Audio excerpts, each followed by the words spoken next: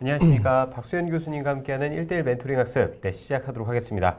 교수님 강의하느라 고생 많으셨습니다. 네네네. 자, 지금 이제 공인중개사 시험 일정이 약 50여일 앞으로 이제 다가왔습니다. 그죠? 그렇죠. 네. 50여일, 어떻게 보면은 마무리 정리를 하기에 있어서 그렇게 많지 않은 시간이라고 알고는 있는데, 그래서 그런지 우리 니니님께서 교수님 9월, 10월 마무리 학습 전략 좀 알려주세요. 이렇게 또 질문을 주셨거든요. 이쯤 되면은 우리 수험생 여러분들의 심리 상태가 어떻습니까, 교수님? 보통. 제일 많이 힘들 때죠. 근데 이렇게 힘들 때는 전에도 누누이 말씀을 드리지만 새로운 걸 찾아다니면 안 돼요. 그러니까 모의고사를 보면 성적이 70점 미만으로 나온다, 이하로 나온다 이런 분들은 기본적으로 계속해서 반복되는 내용을 잘 못 맞히고 있는 거예요. 그러니까 그 모의고사에서 새롭게 내가 안 봤던 내용에 초점이 맞춰지면 안 되고 많이 봤던 내용인데 실수로 틀렸거나 정확하게 몰라서 틀렸거나 그걸 이제 다듬는 과정을 거치면 쉽게 합격하실 수 있거든요. 그런데 지금도 계속 뭘 하시냐면 새로운 내용을 찾아다녀요. 그렇기 때문에 점수가 쌓이지가 않는 거죠. 네. 그러니까 박수현 교수님께서 항상 중점적으로 얘기하시는 포인트가 기출문제의 어떤 중요성과 더불어 또 이제 이 말씀이신 거죠. 정확히 알아야 된다. 네, 그렇죠. 좀 약간 조금 긴가민가하게 알면은 사실 조금 어려운 시험이 될 수 있는데 자주 반복되는 어떤 문제라든지 그 내용을 정확하게만 알면 합격할 수 있는 시험이다. 그렇죠. 라고 말씀을 하고 네, 계시거든요. 맞아요. 네. 그런 말씀의 어떤 취지로 볼 때 여러분들께서는 지금 내가 보다 이제 안 찾아본 문제, 내가 좀 익숙치 않은 문제, 내가 안 풀어본 문제를 자꾸 이렇게 찾기보다는 기존에 이제 풀었지만 틀렸던 문제, 정확히 모르는 문제, 맞아요. 조금 아리까리한 문제들, 이런 문제들을 좀 중점적으로, 그런 부분들을 좀 중점적으로 공부하시는, 그런 정리 비법이 좀 필요하지 않나, 그런 시기인 것 같습니다. 그리고 우리 정대영님께서 매일 기뽀랑 기출문제집 이해하면서 달달 외우면 시험 대비 괜찮을까요? 라고 또 이렇게 질문 주셨습니다. 충분하죠. 그러니까 매일 기뽀, 근데 매일 기뽀를 그냥 문제답 이렇게 하시면 안 된다고 그랬죠. 그래서 멘토링 동영상 각각 다 올려드린 그 내용 다 이해하시면서 기출문제집까지 다 봤다. 추가로. 그러면 개론은 무조건 70점 이상 받는다고 봐야 돼요. 기본적으로. 사실 운전면허 시험에 이 공인중개사 시험을 갖다가 이렇게 조금 빗대서 설명하시는 분들이 있는데 정말 레벨이 다릅니다, 여러분. 그 부분은 정확히 공부를 안 하시는 분들이 사실 그런 말씀을 하는 거지. 사실 서당계로 이렇게 옆에서 듣는 제가 봐도 이 분명히 레벨이 다르거든요. 그런데 이런 포인트는 있는 것 같아요. 기출문제 중요성에 대해서 말씀을 하셨듯이 운전면허 시험은 사실 문제답만 봐도 합격이 돼요. 그런데 이 공인중개사 시험은 절대 그렇게 해서는 이해를 하지 못하는 상태에서 문제하고 답만 외운다 그래서 합격할 수 있는 시험이 아니잖아요, 교수님. 그럼요. 네네. 그렇게 하면 안 되죠. 그리고 기출문제가 나온다는 게 그 기출문제가 똑같이 나오는 게 아니에요. 아예 똑같이. 그러니까 만약에 26회 때 지문 중에 하나로 나왔던 것, 답으로 체크 안 됐던 그렇죠, 내용, 그렇죠. 그게 답으로 나오고 그리고 26회 뭐 27회 때 나왔던 게 합쳐져서 이제 32회 때 나오고 이런 식의 개념이기 때문에 전체적인 지문들을 다 이해를 해줘야지만 그게 기출문제를 공부했다고 얘기를 할 수 있는 거고 그래야지만 문제가 풀리죠. 그러니까 정답만 외운다고 되는 문제가 절대 아니고 그럼요. 그 문제의 취지와 문제가 원하는 바에 대한 이해를 하고 있어야 그렇죠, 된다는 그렇죠. 말씀이신 맞아요. 것 같아요. 그러다 보니까 지금은 이게 정답이 될 수도 있지만 뭐 옳은 것을 골라라라고 할 수도 있지만 또 틀린 것을 골라라라고도 그렇죠. 할 수 있는 맞아요. 부분이기 때문에 그 문제가 요하는 그 내용, 취지를 정확히 이해해야 된다는 말씀을 하고 계신 겁니다, 여러분. 자, 그리고 정수희님께서 교수님 강의 주요 내용 필기하고 기본서 회독하려 하는데요. 기본서 회독하고 기출문제 반복하면 될까요? 라면서 여러분들께서도 이제 좀 어느 정도 아시는 것 같아요. 우리 기출문제의 중요성에 대해서. 이렇게 또 질문을 주셨습니다. 기본서 회독과 기출문제 반복. 교수님 어떻습니까? 개론에서는 저희 누누이 말씀을 드리는데 기본서 회독이라는 개념이 별로 중요하지가 않아요. 그러니까 아예 요약집만 보고 공부하는 사람들도 많고요. 개론은. 과목의 특성이 그래요.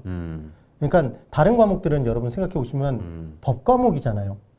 그러니까 법령이란 말이에요.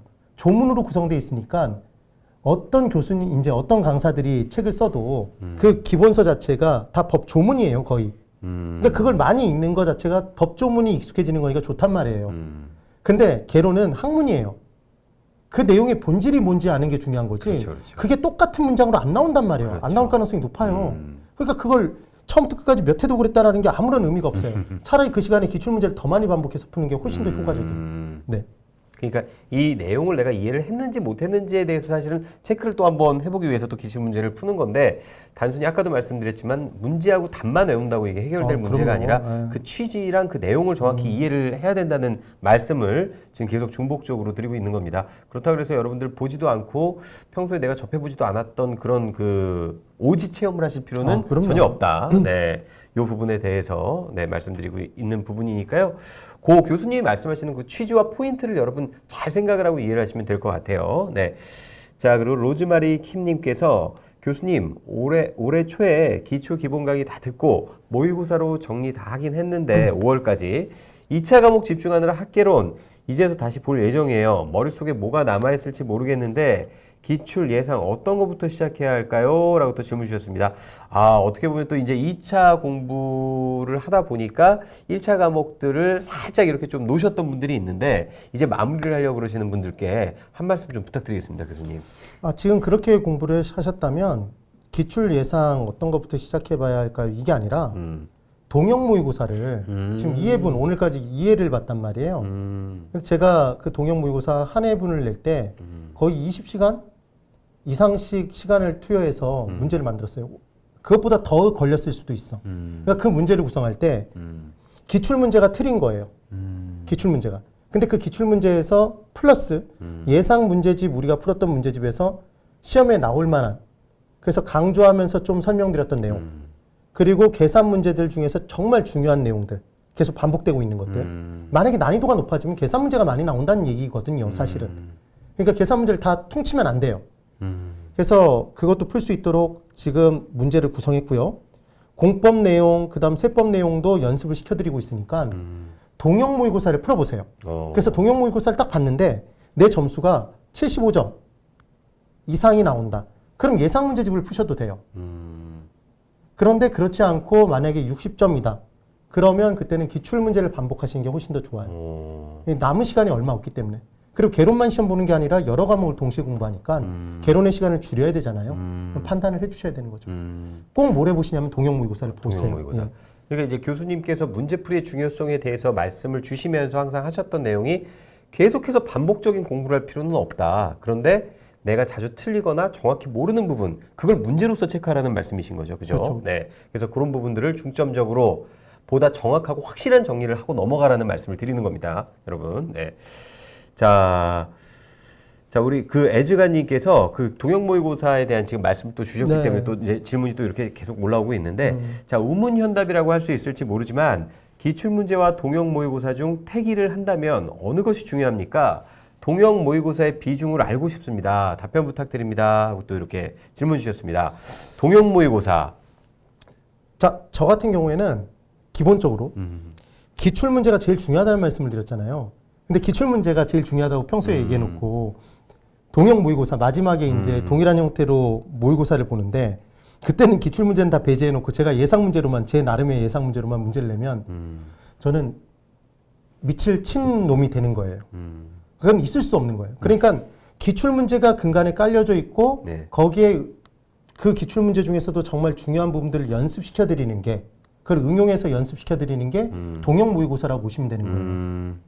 되셨어요? 그러니까 동형 모의고사가 만약에 정말 잘 안 풀린다. 그럼 뭘 모르고 있는 거냐면 실은 기출 문제를 잘 모르고 계시는 거예요. 그게 두 개가 서로 다른 게 아니라 하나라고 보시면 돼요. 그러니까 기출 문제의 진화된 형태.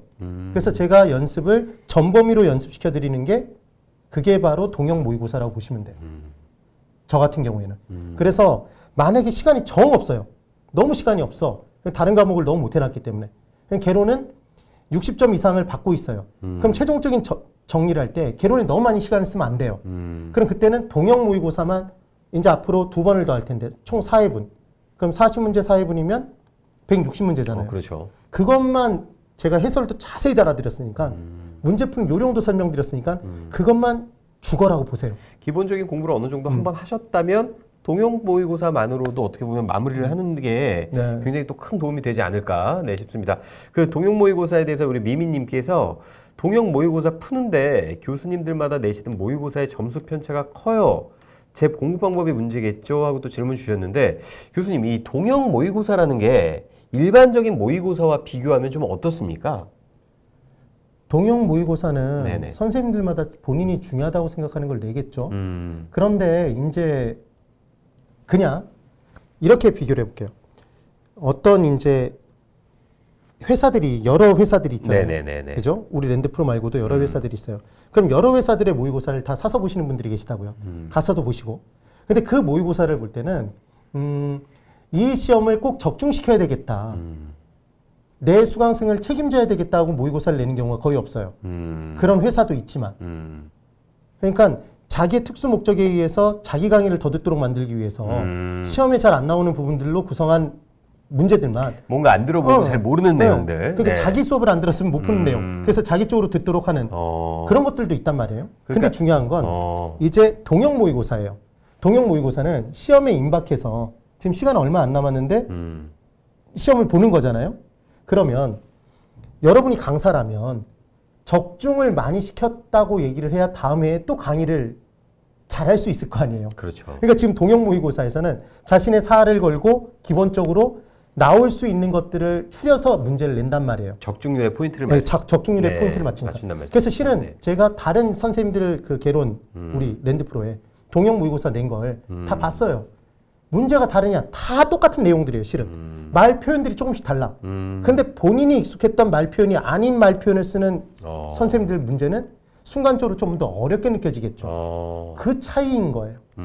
그리고 계산 문제에서 약간의 차이가 있는 것. 그리고 저는 기출에서 나왔던 내용들을 이제 한 단계 더 업그레이드 시켜서 연습을 시켜주는 걸 하는데 기출에서 최대한 많이 썼던 용어들로 그런 단어들을 써서 표현을 시켜드리는데 어떤 선생님들은 그렇지 않을 수도 있다는 얘기죠. 그럼 더 어려울 수도 있겠죠. 그 차이인 거예요. 그 표현에 대해서 지금 말씀해 주셨는데 사실 이 표현이라는 것도 어떻게 보면 수험생들의 입장에서는 굉장히 또 중요하지 그렇죠, 않겠습니까? 이게 왜냐하면 내가 그래도 조금 많이 들어볼 만한 말들로 문제가 나와야 시험에 대한 접근이 조금 쉬울 텐데 이런 부분에 있어서는 아무래도 그 동형 모의고사도 좀 잘 채택을 해서 문제풀이를 하는 게 그렇죠. 더 큰 도움이 되겠죠. 네, 그래서 네네. 사실은 동형 모의고사도 시간이 많지 않은 이상은 본인이 들었던 선생님 것만 푸시는 게 더 주요할 수도 있어요. 괜히 범위를 넓혀서 공부하면 오히려 스트레스만 받고 공부가 더 안 될 수도 있다고요. 네. 한번 꼭 생각을 해보셔야 돼요. 네네네. 그래서 우리 박소영 교수님께서 그 지난번부터 매번 말씀하시는 내용이 만약에 다른 교수님의 강의를 들으셨다면 그 교수님의 강의로 쭉 가라. 교수님을 바꾸고 이것저것 듣는 그런 모험을 하지 말아라라고 지금 시간 너무 늦었어요. 네네, 예. 말씀을 드렸기 때문에 이 부분들 여러분들이 잘 요 취지를 이해를 하셔서 공부를 하시면 좋을 것 같습니다. 그리고 그 표현에 대해서도 얘기하셨는데 결국은 그 취지는 다 똑같지만 어떤 표현의 차이에 의해서 내가 약간 조금 뭔가 익숙하다, 덜 익숙하다 약간 이런 차이가 있다는 그렇죠. 말씀이신 거죠. 그렇기 때문에 그 취지와 목적, 그 내용을 잘 이해를 해야 된다고 말씀을 드리는 부분입니다. 자, 그리고 우리 김민정님의 질문 한번 보도록 할 텐데요. 지금 처음 개론 시작하려면 어떻게 해야 할까요? 라고 이렇게 주셨는데 이제 제가 아까 처음에도 말씀드렸는데 50여 일 정도 이제 남았습니다. 어떻게 보면은 정말 그 2달이 채 안 되는 시간이기 때문에 이제 1차만 보신다고 하더라도 정말 쉽지 않은 일인데 만약에 그럼에도 불구하고 지금 시점에서 개론을 만약에 처음부터 공부를 해서 1차 시험을 보려고 한다면 지금 시점에서는 어떻게 준비를 하는 게 좋을까요? 분명히 딱 답은 하나밖에 없어요. 네네네. 제 밴드에 항상 올려놓는 기초입문과정. 기초입문과정을 들으시고 네네. 그걸 들으면서 한 파트 한 파트 끝날 때마다 뭐 부동산학 총론 끝나면 부동산학 총론에 매일 기법 풀고 그것의 멘토링 동영상 듣고 그런 식으로 계속 연결해서 듣는 수밖에 없어요. 그것만 딱 최소한도로 하는 거야. 그리고 시간이 좀 더 남으면 기본 이론 선정 강의 선정해드린 그 내용까지도 들어보시면 돼요. 네. 그러면 50일이지만 한번 충분히 해볼 만하다. 해볼만 하죠. 네네네. 그러니까 지금 만약에 지금 공부한다고 하면서 설마 하루에 2시간씩 공부하시겠다고 얘기는 안 하실 거 아니에요? 그렇죠, 그렇죠. 그러니까 지금부터 하신다 그러면 적어도 네네. 4시간 이상일 거예요. 그럼 50 곱하기 4 하면 200시간이잖아요. 네네네. 그럼 개론의 100시간, 민법 100시간. 해볼만 하죠. 개론의 70시간 정도면 얼추 60점 이상은 충분히 봤을 수 있거든요. 네. 우리 가능하죠. 박수영 교수님께서 1차만 도전하시는 분들은 지금부터라도 충분히 한번 진짜 사활을 걸고 근데 이제 도전을 하셔야 되겠죠. 그럼요. 그냥 네. 취미 생활하듯이 하시면 절대 안 되고요. 하루에 이제 4-5시간 이상 책상에 앉아서 공부를 한다는 생각으로 조금 이렇게 좀 밀도 있게 공부를 하신다면 그럼요. 충분히 당연하죠. 아직까지는 해볼 만하다. 굉장히 또 긍정적인 말씀을 주셨습니다. 우리 정수희님께서 교수님 감사드린다고 교수님 말씀대로 시작하겠다고 하셨으니까 꼭 교수님이 그 얘기하신 대로만 좀 잘 따라와 주시면 될 것 같아요, 여러분. 괜히 교수님이 계신 게 아닙니다. 그리고 한두해 강의를 하신 게 아닙니다. 그렇기 때문에 어떻게 보면 여러분들의 선배님이라든지 주변에서 공부를 하시는 분들, 물론 어떻게 보면 좀 동료애가 느껴져서 그 말에 좀 솔깃할 수도 있기는 하지만 수십 년을 어떻게 보면은 여러분들의 선배님들을 또 양성을 하면서 이렇게 모아온 또 데이터가 있으시기 때문에 그 데이터를 기반으로 강의를 하시는 거기 때문에 여러분 절대적으로 믿고 따라오시면 좋은 결과 있을 거라고 확신합니다. 자, 그리고 우리 소니아 님께서 교수님 지난달에 국토부에서 중개보수 서비스 개선 방안이라는 걸 발표했던데 10월부터 요율이 변경된다 하더라고요. 혹시 이런 내용도 시험에 나올 가능성 감안해서 참고를 해야 할까요? 라고 질문을 주셨습니다. 그러니까 우리 시험은 기본적으로 10월 30일에 시행되고 있는 그렇죠. 그 상황에 맞춰서 문제를 풀게 돼 있다고요. 그럼 10월부터 만약에 적용된다 그러면 그게 당연히 감안해서 문제를 풀어야 되는 거죠. 네. 그러니까 0.9%였던 게 이제 0.5% 네, 뭐 그런 식이 되면 요율 바뀌는 부분에 대해서 이런 부분들도 어느 정도 이제 다 이제 감안을 해서 풀어야 된다는 말씀이시니까 이런 부분들도 여러분 오차 없이 잘 정리하시길 바라겠습니다. 그러니까 그 막판 정도에 거의 한 일주일 정도 남겨놓고 저 같은 경우에는 우리는 보금자리론, 그다음 주택연금 부분에 기준 등이 달라질 수 있거든요. 그러면 그 부분에 대해서 제가 마무리로 지금 현행 진행되고 있는 건 이거다라고 딱 픽스를 시켜드릴 거예요. 그걸 보고 들어가셔야 돼요. 네.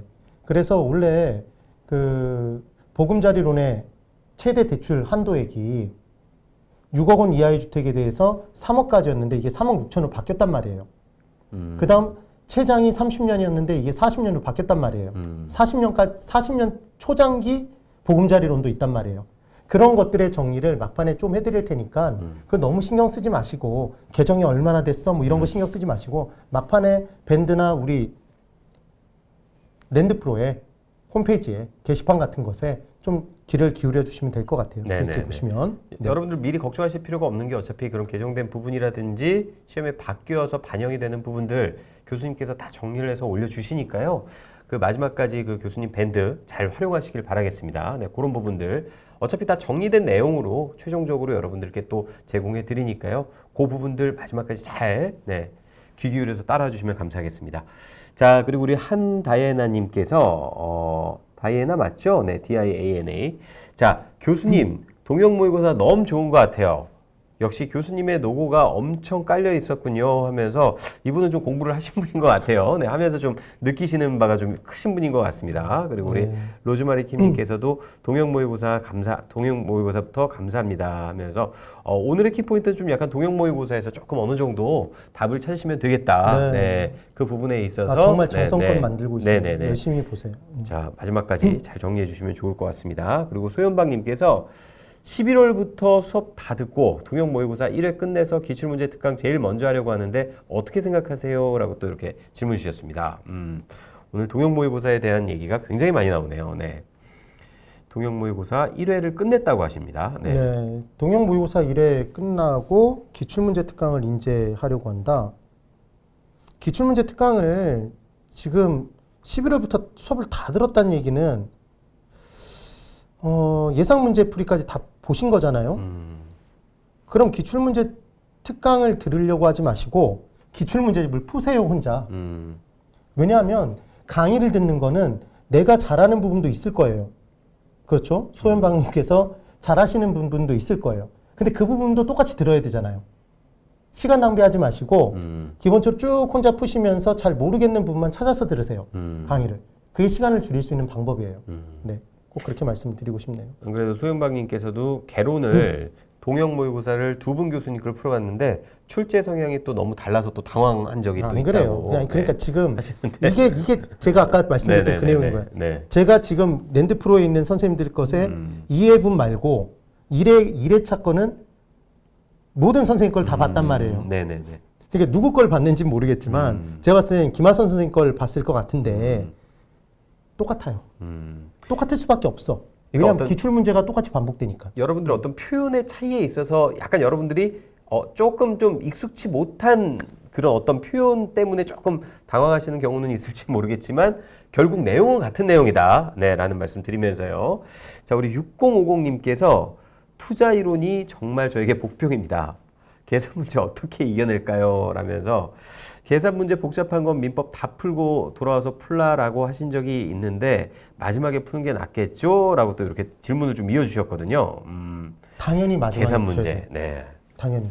그러니까 계산 문제가 오늘 2회차에 많이 봤던 계산 문제인데 조금씩 한 단계씩 꼬았어요. 그러면 평소 풀었던 그 내용하고 조금 다르게 안 풀려요. 그럼 한 번 더 풀려고 노력하잖아요. 그럼 시간이 2분, 3분 그냥 지나가 버리는 거예요. 그럼 민법을 풀 시간이 없어져요. 그러니까 우리는 전체적으로 개론하고 민법이 짝꿍이 돼서 100분 안에 다 풀고 OMR 카드를 작성해야 되잖아요. 그럼 그 전체 80문제, 1번부터 80문제, 80번까지 내가 풀 수 있는 문제들을 찾아서 다 푸는 게 합격의 지름길이라고 보시면 돼요. 그러니까 괜히 못 푸는 문제에 시간을 다 쓰고 풀 수 있는 문제가 뒤에 있음에도 불구하고 그걸 통째로 날린다. 이게 제일 나쁜 경우의 수인 거죠. 그래서 꼭 계산 문제는 민법까지 풀고, 그럼 민법도 괜히 들여다봐도 모르는 것까지 다 풀란 얘기가 아니라 아닌 건 제끼고 그 다음 계산 문제 들어오셔서 푸시는 거죠. 네. 뭐 쉽게 말씀드리면 여러분 그 가족 오락관 같은 거 보면 넌센스 패스. 퀴즈 있잖아요.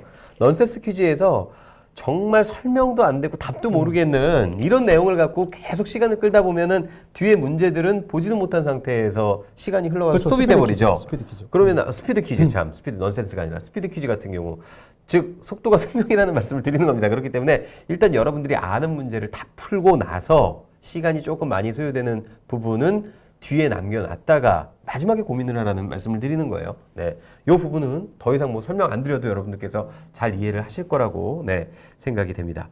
자, 그리고 유비아님께서 근데 교수님 저 개인적으로 좀 궁금한 게 있어요. 네. 아니 우리가 그 뭐 수능 시험부터 시작해서 이렇게 뭐 그 예전에 그 본고사 같은 경우도 보면 시험을 보면은 대학 시험 같은 경우는 보면은 보통 과목별로 시험을 보지 않습니까? 그렇죠. 근데 왜 이 그 1차 과목 같은 경우는 그 두 과목을 갖다가 동시에 볼까요? 그렇게 시간을 좀 이렇게 한 과목 한 과목 이렇게 시간을 좀 분배해서 나눠서 보면 좋을 텐데. 이거는 네네.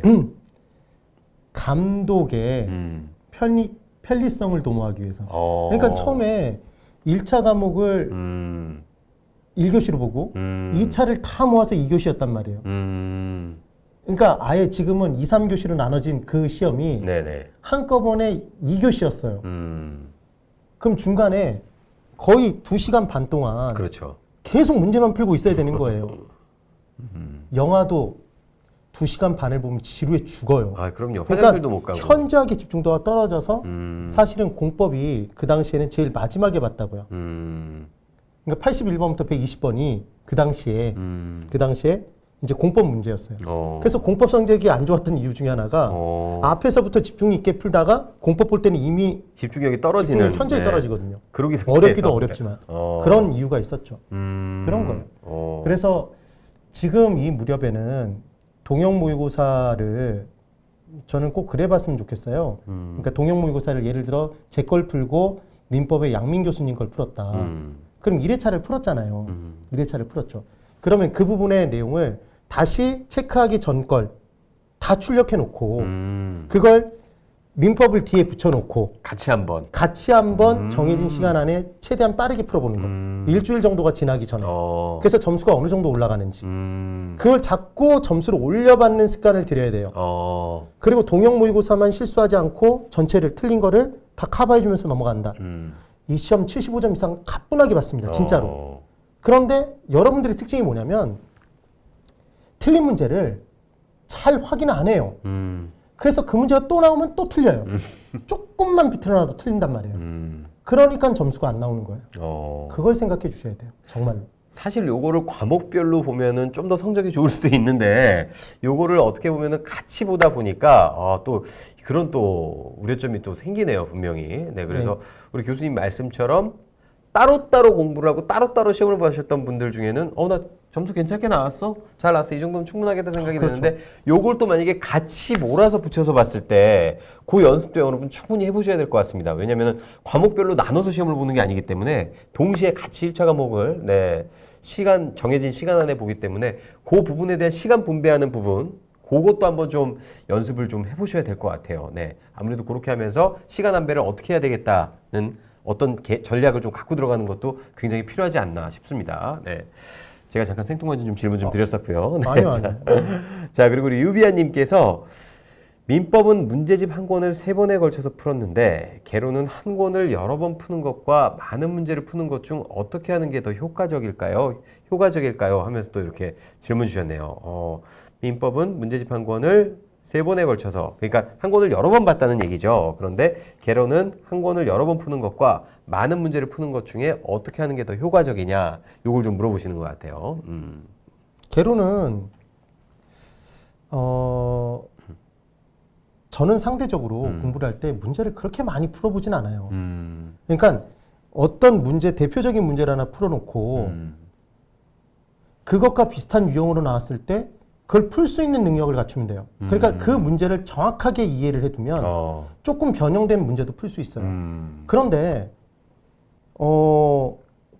이해도가, 문제에 대한 정확한 이해도가 떨어지면 그 문제와 조금이라도 토시가 달라지면 그 문제를 못 풀어요. 그렇죠. 그러니까 계속 A 문제를 맞췄을 때 A-라고 나올 수도 있고 A 다시로 나올 수도 있는데 그걸 다 풀어봐야 되는 거예요. 그럼 다 풀어봤을 때 그게 기억이 날까요? 안 나요. 거기서 조금만 또 유형이 바뀌면 또 못 풀어요. 저는 그렇게 공부 안 하거든요. 여러분들도 그렇게 공부하시면 굉장한 시간이 낭비가 돼요.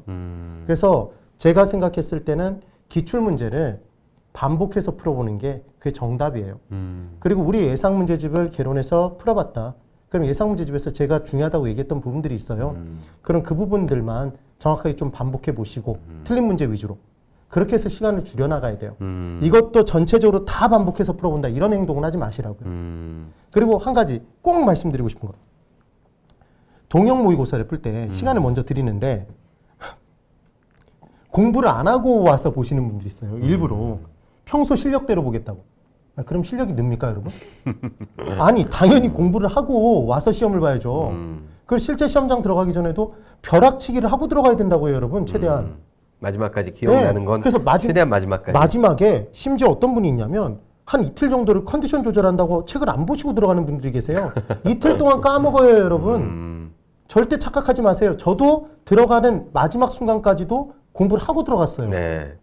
엄청난 속도로 까먹어집니다. 10여 년 이상 공부를 하시고 강의를 하신 교수님들도 이렇게 말씀을 하시는데 하물며 1년도 채 공부를 안 한 여러분들께서 컨디션 조절한다고 책을 놓고 들어가신다는 건 정말 굉장히 무모한 행동이다라는 부분. 그러니까 마지막까지 심지어는 들어가서 그 10분의 시간조차도 이렇게 또 보고 하나라도 더 기억하려고 하시는 분들이 있으니까 그런 부분들을 여러분 잘 체크해 두셨다가 정말 조금 마지막까지 한 번 더 체크를 하고 들여다보고 좀 들어갈 수 있는 여러분 되시길 좀 바라겠습니다. 이게 제가 왜 질문을 이렇게 드리나 해서 봤더니 민법 이번에 그 100점 맞으신 분이 계시거든요. 그분이 얼마 전에 네네, 이번에 민법, 전년도 그 민법, 네네, 100점 맞으신 분이 있는데, 그분 얼마 전에 그 멘토링 할 때 나오셨었거든요. 그분이 민법 멘토링 네네네, 민법 멘토링 할 때 한번 나오셨는데, 여러 번 반복해서, 공부를 했다, 아마 요거 때문에 이렇게 또 질문을 하시는 것 같은데, 사실 문제야 내려면 얼마든지 낼 수 있죠. 그죠? 근데 그 정확한 그 목적과 취지와 내용을 이해를 해야 다양한 문제, 옳은 것을 고르라고 할 수도 있고, 틀린 것을 고르라고 할 수도 있고, 그런 식의 어떤 문제 다 이렇게 좀 대응할 수 있다. 이 말씀을 좀 드리시는 것 같아요. 자, 그리고 우리 땡구님께서 교수님 안녕하세요. 수업 너무 잘 듣고 있습니다. 감사드리고요. 수업 들으면서 느끼는 게 정말 스마트하신 것 같아요. 잘 배우고 있습니다. 다름 아니라 이번 시험에는 난이도가 높을 거라 예상하더라고요. 예상처럼 확 어려울까요? 아무래도 시험 첫 시간이라 멘탈 털릴까 봐요. 그런데 이번 시험의 그 난이도 어느 정도로 보십니까, 교수님? 저는 비슷할 것 같아요. 그리고 만약에 어렵다면 개론에서 어렵게 내는 방법은 하나밖에 없다고 말씀드렸잖아요. 화폐 시간가치 계수 문제를 많이 내는 거예요. 계산 문제를 전체적으로 많이 내면 난이도는 체감 난이도는 확 올라가요. 그게 포인트예요. 그리고 공법, 세법 문제를 한두 문제씩 섞어버리면 굉장히 어렵게 느껴지겠죠. 근데 그 부분 대비를 다 해드렸어요, 저는. 저는 실제로 올해 제가 해드릴 수 있는 모든 내용을 다 해드렸어요. 이렇게 열심히 준비해서, 치열하게 준비해서 수업을 해드린 적이 없어요. 정말로. 그동안에도 성의를 다해서 성심성의껏 강의를 했지만 이렇게 준비하는 시간을 길게 투여를 해서 하나의 수업을 진행해 본 적이 없다고요. 네. 닥터 스트레인지처럼 그 경우의 수를 다 따져봐서 접합해서 나올 수 있는 부분까지 이미 다 여러분들께 그 강의를 해드리고 네, 문제에도 다 반영을 했다고 하시니까요. 여러분 그 부분만 좀 잘 믿고 따라오셔도 충분히 가능할 것 같습니다. 네, 개론 고득점. 네, 그렇게 준비하시면 좋을 것 같고요. 그리고 K 형님께서 동형 모의고사는 시험 전까지 얼마 주기로 올라오나요? 라고 또 이렇게 질문 주셨네요. 지금부터 3주 동안은 이제 다음 주죠. 그러니까 15일부터 시작해서 3주 동안은 이론 요약을 해요. 테마 이론. 그렇게 정리를 이제 다시 한 상태에서 그 다음으로 2주간을 진행하니까 한 10월 두 번째 주 정도까지 해서 끝나겠네요. 두 번 더 보고. 10월 두 번째 총 4회분. 주까지 해서. 네, 총 4회분. 네네. 총 4회분 정도라고 말씀하시니까요. 네, 잘 체크해 보시고요. 그 다음에 갓오티님 GODOT라고 이렇게 쓰셨는데 갓오티가 맞죠? 네. 자, 1차 동형 모의고사를 개론이랑 민법 올라온 걸 같이 풀어서 두 과목 시간 재면서 막판에 다 찍어서 간신히 답 체크했는데 두 과목 70점씩 나왔는데 실제 시험장에서 현재 점수랑 비슷하게 나오나요? 틀린 부분 찍은 건 오답 체크는 했어요 라고 얘기를 하셨는데 이거 한마디로 운으로 맞은 거는 빼고 그럼 잘 나오신 체크를 거예요. 하셨는데 70점씩 나왔다. 잘 보신 거예요. 그리고 평균이 70점. 저한테 우리가 그냥 보는 모의고사 그리고 동형 모의고사하고 실제 시험의 난이도하고 뭐가 더 어렵냐고 물어보시면 전 100% 지금 연습하고 있는 것들이 더 어렵다고 말씀을 드려요. 그러니까 실제로 시험이 나오면 그 문제가 더 쉬워요. 그런데 왜 시험장 들어가면 더 어렵게 느껴지냐면 시험장 들어갔을 때는 우리는 이미 궁박 상태에 빠져 있죠. 심리적 궁박 상태에. 그래서 내가 아닌 거예요. 그럼 출출할 때 너는 너가 아니다 이게 아니라 시험장에 들어간 너는 평소에 너가 아니다가 되는 그러니까 거예요. 긴장감과 압박감 때문에 뭔가 맞아요. 자기 기량을 발휘하기가 조금 좀 힘든 불리한 상황에 거예요. 놓였다고 할 수가 있는데 사실 저도 이거 약간 느끼는 게 저도 사실 가끔씩 제가 이제 그 앵커로 이제 그 드라마 같은데 이제 조금씩 그렇죠. 이제 나올 때가 있거든요. 근데 보면은 저희가 보통 일반적으로 뉴스를 할 때는 프롬포터라는 게 있기 때문에 어차피 그 보면서 이제 리딩을 하면 되기 때문에 굉장히 편하게 진행을 할 수가 있는데 그런 데서는 사실 대본을 다 외워가야 되거든요. 근데 그 뉴스 기사문이라는 게 사실은 보도문이라는 게 우리가 일반적으로 사용하지 않는 용어들이 굉장히 많이 들어가고요. 또 주술부 구조가 조금 좀 난해하다 보니까 이게 외우기가 굉장히 좀 까다롭습니다. 그래서 뭔가 내가 이거를 100% 외웠다고 생각을 하고 갔는데도 현장에 딱 있을 때 스태프분들 다 깔리고 감독님이 슛 딱 들어가게 되면은 머릿속이 순간적으로 하얘져서 이게 잘 안 나올 때가 있거든요. 그럴 것과 마찬가지로 여러분들께서도 그 시험이라는 어떤 압박감 때문에 그 여러분의 기량이 좀 100% 발휘되지 못할 수가 있다. 교수님, 그러면 이런 부분에 대해서 대비를 하려면 어떻게 좀 준비를 해보는 게 좋습니까? 이런 어떤 긴장감이나 압박감까지 내가 어느 정도 좀 미리 느껴보고 간다. 미리 좀 대비를 하고 간다. 그러면. 그러니까 원래는 모의고사를 한 번 정도는 실제 현장에 오셔서 보셔야 되죠. 그리고 그렇게 못하신다 그러면 이 압박감을 거의 비슷하게 느낄 수 있는 방법일 수는 있어요. 자녀분에게 시간을 정하도록 해놓고 옆에서 감독을 시키는 거예요. 그리고 채점을 자녀분한테 한번 시켜보세요. 그 긴장감은 말로 표현하기 어려울걸요. 어떻게 보면 나의 치부가 낱낱이 공개가 될 수 있는. 실제로 그렇게 하신 분이 계셨어요. 근데 그렇게 하니까 집중도가 엄청나게 올라간다.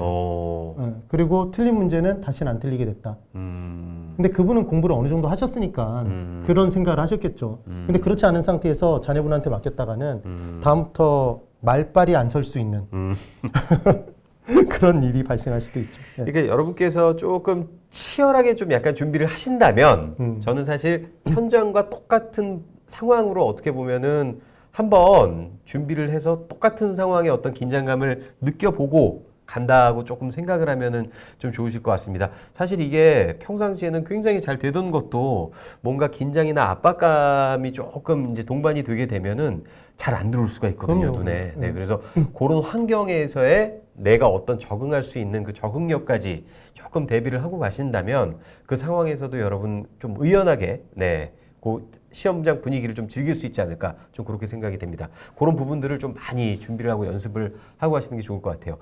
자녀분께 감독을 맡기고 그 채점을 하게 한다는 거는 정말이지 그 긴장을 평소 때보다 몇 배는 해야 될 것 같은데요. 네, 어떻게 보면은 엄마 아빠의 어떤 치부가 또 낱낱이 네.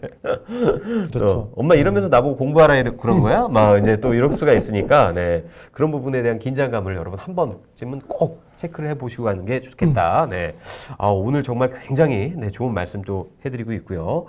자, 그리고 안병영님께서 올해 결혼이 어려울 것 같다는 얘기가 많은데 어떻게 대비하면 좋을까요? 라고 하셨는데 아까도 그 박수영 교수님께서 말씀드렸죠. 네, 난이도는 비슷할 것 같다. 만약에 난이도 조절을 하려면 계산 문제를 조금 더 이렇게 많이 내는 네, 그런 방식으로 나을 것 같으니까 사실 박수영 교수님께서 그 여러분들께서 하는 질문에 대한 모든 부분을 다 예비를 해서 준비를 다 해주셨습니다. 그렇기 때문에 그것만 잘 여러분 체크하고 가셔도 실질적으로 그렇게 크게 당황할 일은 없을 거다. 네.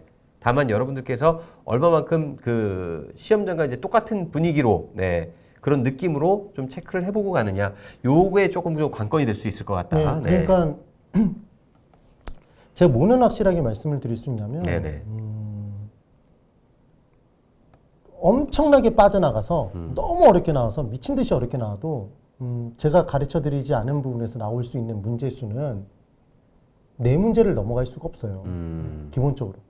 이제까지 한 번도 그래본 역사도 없고 그러니까 지금 해드렸던 내용들만 정확하게 반복하시면 되고 뭘 강조했는지만 기억하시면서 문제를 풀어나가는 요령을 계속 익히세요.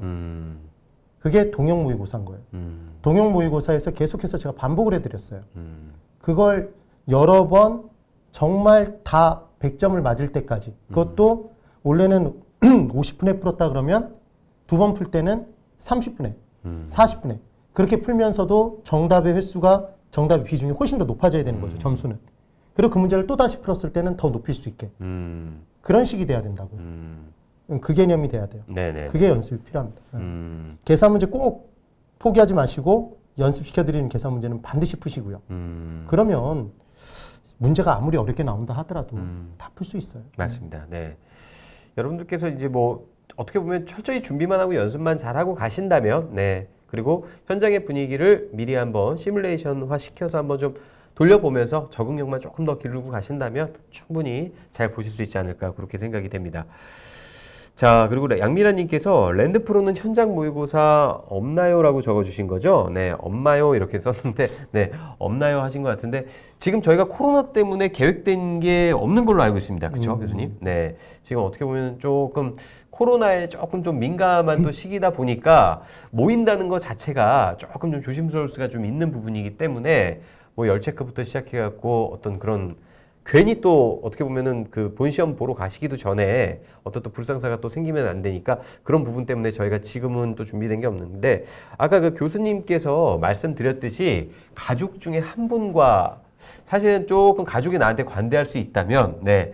내 지인 중에 네, 친구라든지 나랑 조금 불편한 관계 있는 사람 하지만 나의 시험을 위해서 조금 시간을 좀 한번 내봐줄 수 있는 사람에게 좀 감독도 한번 부탁을 드리고 네, 시험 채점도 한번 해보시면서 뭔가 그런 시험장의 분위기를 그 시뮬레이션화 시켜서 미리 한번 준비해보고 가시는 거 굉장히 좀 중요하지 않을까 싶습니다. 오늘도 굉장히 유익한 내용에 대해서 조금 많이 말씀해 주셨고요. 여러분 아직까지도 네, 시간적인 여유로 봤을 때는 여러분들이 하시고자 하는 마음만 있으면 네, 충분히 준비할 수 있다고 네, 오늘 전반적으로 또 말씀해 주셨습니다. 오늘 그 말씀하셨던 주요 핵심 내용 중에 하나가 이제 동형 모의고사였습니다. 그죠? 네, 마지막으로 이제 그 50여일 남은 이 시점에서 이제 시험을 앞둔 분들께 좀 마지막으로 한번 또 이렇게 당부의 말씀 좀 부탁 좀 드리도록 하겠습니다. 네. 교수님. 네. 저는 작년에 공부할 때 여러분 예상 문제는 어떤 과목을 통틀어서 모든 과목을 다 통틀어서 예상 문제는 단 한 문제도 안 풀어봤어요. 정말로. 그러니까 다 기출 문제를 중심으로 푼 거예요. 예상 문제를 풀어본 거는 딱 하나밖에 없는 거네요. 사실은 그 선생님들 100선, 100선의 중개사법 100선하고 그리고 공시법의 100선은 제가 봤어요. 나머지는 안 봤단 말이에요. 심지어 공법도 못 봤어요. 공법 기출문제만 풀었고 시잘부만.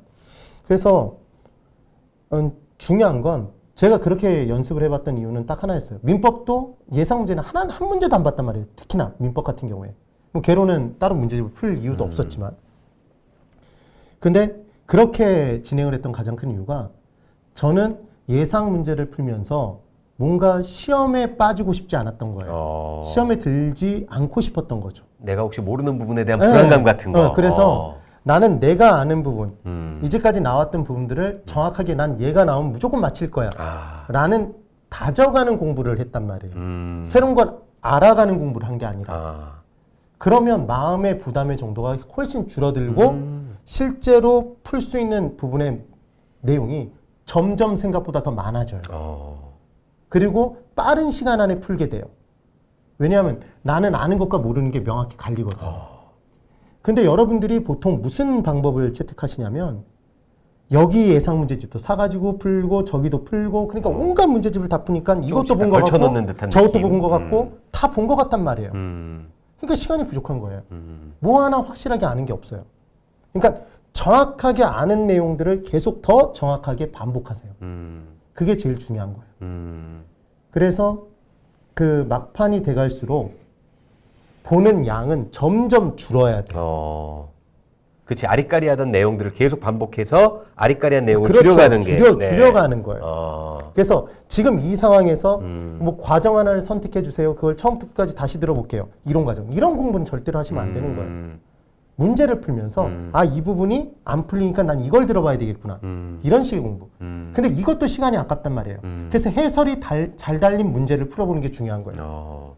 그래서 이게 왜 틀렸는지를 정확히 명쾌하게 알려주는 그런 것들을 보면서 시간을 줄여나가면서 그걸 정확하게 체크하면서 문제를 풀어야죠. 그럼 그것만 안 틀리고 문제를 푼다면 이 시험은 여러분 떨어질래야 떨어질 수 없는 시험이에요. 범위만 넓히지 않으시면 돼요. 네. 여러분 해야 될 게 굉장히 많습니다. 굳이 애써 범위를 늘리려고 하지 마시고요. 여러분이 공부한 부분에서 아는 부분 혹은 아리까리한 부분을 점점 더 확실히 정확하게 알아가는 방향으로 공부의 방향을 축소시키라는 말씀을 해주시는 겁니다. 그렇기 때문에 여러분 절대 걱정하지 마시고요. 박소영 교수님과 함께 마지막까지 내가 공부한 부분은 확실히 맞춘다는 그렇죠. 어떤 그런 마인드로 마지막까지 잘 집중해서 준비해 주시고요.